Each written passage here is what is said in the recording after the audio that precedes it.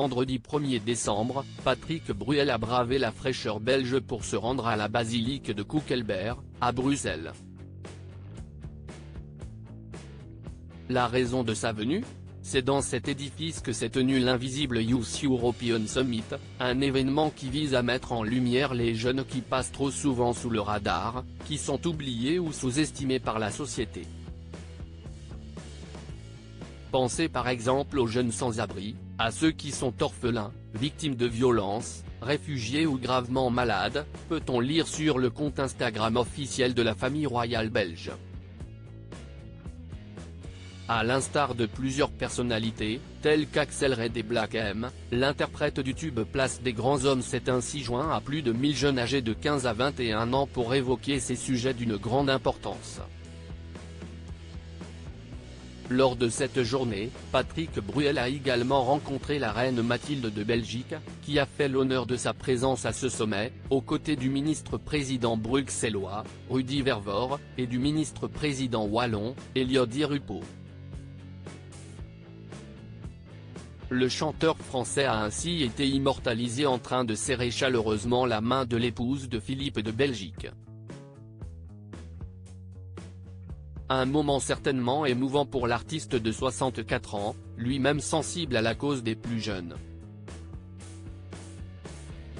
Pour preuve, en mars dernier, il était retourné sur les bancs de l'école pour faire la promotion de son dernier album, intitulé Encore une fois. Supérieur à Patrick Bruel, toutes les femmes de sa vie.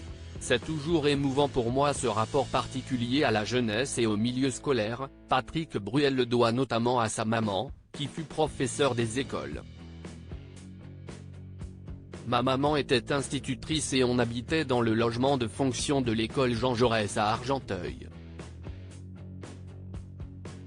C'était une école de filles. Moi, j'allais à l'école Jules Guesde juste à côté. Revenir dans un établissement scolaire, c'est toujours émouvant pour moi, avait-il ainsi confié aux Parisiens en mars dernier, lors de son passage à l'école polyvalente Chaptal, située à Paris dans le 9e arrondissement. Et d'ajouter avec émotion, je sais tout le travail qui est fait en dehors de l'école.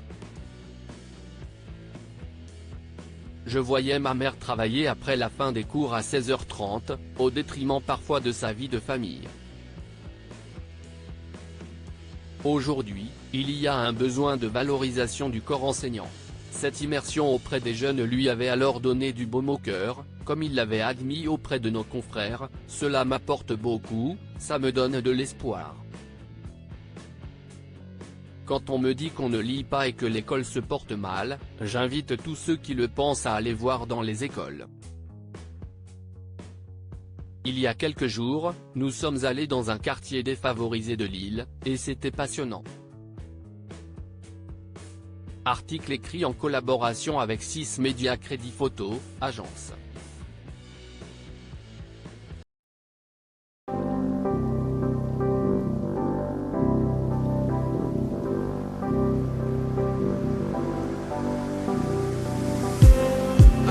Just